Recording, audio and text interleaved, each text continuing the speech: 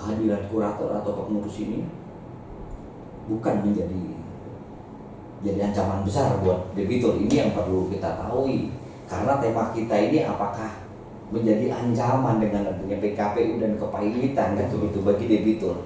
Sekali lagi saya sampaikan bahwa dengan kehadirannya pengurus ini harusnya mereka bekerja itu adalah berdasarkan semangat untuk mendamaikan.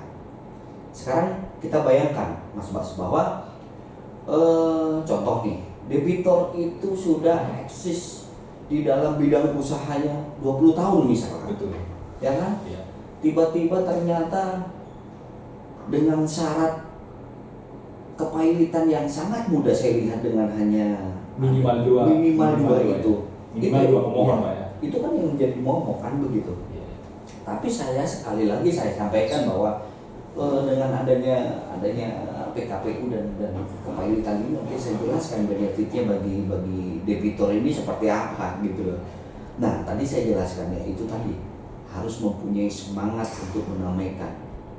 Yang saya contohkan 20 tahun sudah eksis, sudah jalan, hanya mungkin karena beberapa faktor akhirnya membuat salah satu tagihan yang sudah jatuh tempo dan dapat ditagih akhirnya tiba-tiba oleh kreditur dimohonkan kan begitu. Sedangkan perusahaan ini saya melihat masih bisa going concern, masih bisa jalan kan begitu. Kita berilah istilahnya, kalau saya menyampaikan, kita berilah nafas kan begitu. Kita berikanlah kesempatan untuk memperbaiki internal daripada usaha daripada debitur sendiri. Seperti itu. Dan saya juga percaya Pak ya bahwa dunia usaha itu tidak semudah yang kita bayangkan. Artinya bahwa setiap usaha yang dijalankan pasti ada turun naiknya. Ya. Turun naiknya pasti ada something, ada sesuatu hal kenapa sampai debitur itu tidak mampu membayar tagihan. Artinya bahwa kehadiran dari para pengurus untuk mencoba mencari titik terang, artinya mencoba untuk mendamaikan.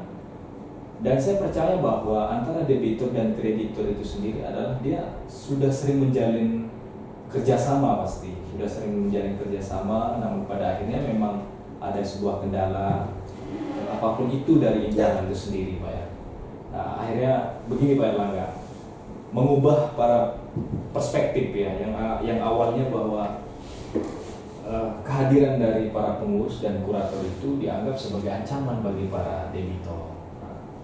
Semoga diskusi kita pada sore hari ini bisa memberikanlah pemahaman yang terang bagi para praktis hukum, bagi para pengusaha dengan bidang usahanya yang dijalankan, bahwa pada hakikatnya kalau kita kembali kepada prinsip hukum atau ruh dari hukum itu sendiri adalah tidak mengharapkan adanya perpecah belahan, tidak mengharapkan permasalahan, tapi poin pertama artinya mengharapkan kedamaian itu sendiri. Ya, itu Pak. artinya kita sama-sama mencari solusi ya. Betul. Tapi saya yakin Mas Bas bahwa teman-teman kurator dan pengurus ini semuanya juga mempunyai pemikiran yang sama secara pribadi dengan saya, bahwa di saat mereka semua bekerja nih, atau kurator dan pengurus bekerja ini, mereka kan juga ditunjuk oleh pengadilan. Acuan mereka semuanya bekerja adalah berlandaskan daripada undang-undang itu sendiri. Artinya di luar itu saya yakin tidak akan dilakukan oleh kurator dan pengurus. Tapi kembali lagi, kita harus membantu debitur untuk menyelamatkan usahanya. Jika memang kita lihat usaha daripada debitur yang dijalankan selama ini untuk ke depan masih mempunyai semangat yang sama untuk ingin apa namanya, ingin berjalan ya, ingin melanjutkan ya, usahanya. Seperti itu. Nah, yang kedua saya mau jelaskan terkait tadi proses setelah diputus PKPU sementara kan begitu. Ya. Nah, di situ adalah keuntungan bagi kreditor-kreditor yang lain yang mempunyai tagihan yang sama, mungkin yang belum jatuh tempo, itu dapat mengajukan tagihannya seluruhnya ke pengurus. Seperti itu. Inilah benefit atau kelebihan daripada PKPU. Jadi mengakomodir bukan hanya dua kreditur pemohon, tetapi Tetapi kita sebutnya kreditur lain pun, tagihan yang belum jatuh tempo itu bisa diajukan di pengurus, kan begitu. Nah, pengurus bekerja untuk merekap semua, mencatat semua, harus dengan apa ya, dengan baik ya, saya melihat ya, karena ini akan menjadi celah buat pengurus, kan begitu. Potensi perbedaan pandangan hukum terhadap tagihan piutang yang masuk di pengurus ini sangat sensitif bagi pengurus. Jadi pengurus di sini itu harus dapat memahami terkait masalah tagihan tersebut, seperti itu ya. Jadi misalkan saya ambil contoh, ada tagihan daripada kreditur itu sendiri angkanya 1 miliar. Kita sebagai pengurus harus melihat apakah dengan tagihan yang saya sebutkan tadi 1 miliar itu benar adanya tagihan, adanya utang piutang di situ dalam sisi bisnis kerjasama tadi ya, antara kreditur dengan debitur itu. Terus yang kedua, pengurus juga punya kewenangan, di mana dari sisi pengurus jika melihat bahwa tagihan ini yang diajukan nilainya tidak sesuai dengan fakta hukum yang diterima datanya oleh pengurus dapat menolak tagihan itu. Nah, tentunya sebagai kreditur mempunyai upaya hukum. Itu nanti kita bahas di tema yang berbeda. Tapi mungkin saya sore ini adalah menyampaikan bahwa terkait ancaman atau tidaknya PKPU dan pilot ini bagi debitur, seperti itu. Nah, yang ketiga terkait yang saya tadi sebutkan 270 hari maksimal itu harus diputus damai. Kita melalui homologasi ya, atau dikatakan pilot. Nah, di situ juga tugas daripada fungsi pengurus di situ.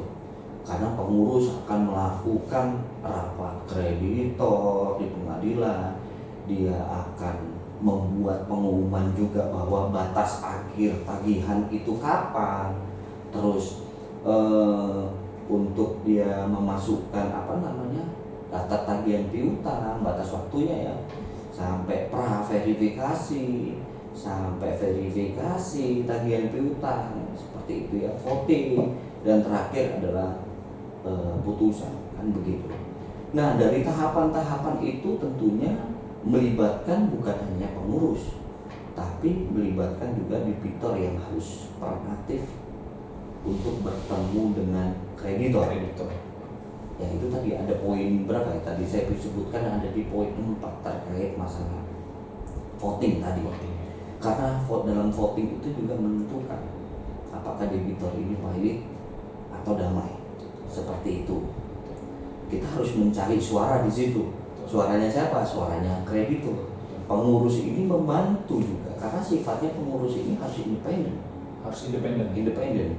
Pengurus ini tidak boleh berpihak kepada salah satu pihak, berpihak pada debitur, mempunyai konflik interest, tidak boleh. Jadi memang berdirinya pengurus ini harus independen. Baik, Pak Erlangga, ada beberapa poin yang kita bisa tangkap pada sore hari ini, bahwa hadirnya PKPU dan kepailitan bukan ancaman bagi para debitur. Ya. Bahwa setiap pengurus dan kurator mempunyai semangat berjuang bahwa bagaimana caranya antara debitur dengan kreditor mencapai kata damai. Ya. Seperti dengan logika yang disampaikan Pak Erlangga tadi ya, bahwa salah satu bidang usaha atau salah satu perusahaan A sudah menjalankan usahanya selama 20 tahun, karena dengan adanya permasalahan yang mungkin kita anggap ini permasalahan hal biasa ya, hanya tagihan gitu, sehingga bisa dengan semudah itu divalidkan. Berarti bukan seperti itu Pak ya. Artinya bahwa bagaimana selayaknya antara debitur dengan kreditor terkait dengan tagihan bisa didamaikan. Betul. Melalui secara homologasi tersebut. Betul. Baik. Terima kasih kepada Pak Erlangga ya, Pak Erlangga yang sudah hadir di podcast Mata Hukum.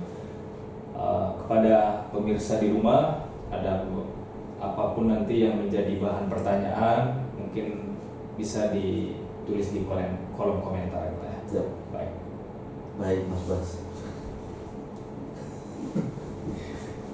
Baik, kira-kira apa ini motivasi buat para junior seperti saya dan kawan-kawan? Sebetulnya kalau saya boleh sharing di kesempatan yang indah sore ini di mata hukum adalah kembali lagi bahwa PKPU dan kepailitan ini bukan ancaman bagi debitur, tetapi ini justru adalah hal yang terindah yang harusnya sama-sama bisa diselesaikan dengan cara damai, kan begitu.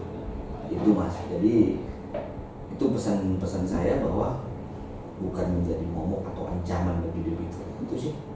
Terima kasih Pak Erlangga ya, sudah bersama-sama berkesempatan hadir pada ya, podcast Mata Hukum ya. Ya, terima Next kasih time. saya diundang. Baik, next time kita akan mencoba bahas dengan tema-tema yang lain. Siap. Baik, terima kasih. Salam Mata Hukum. Ya, terima kasih. Salam mata hukum. Terima kasih.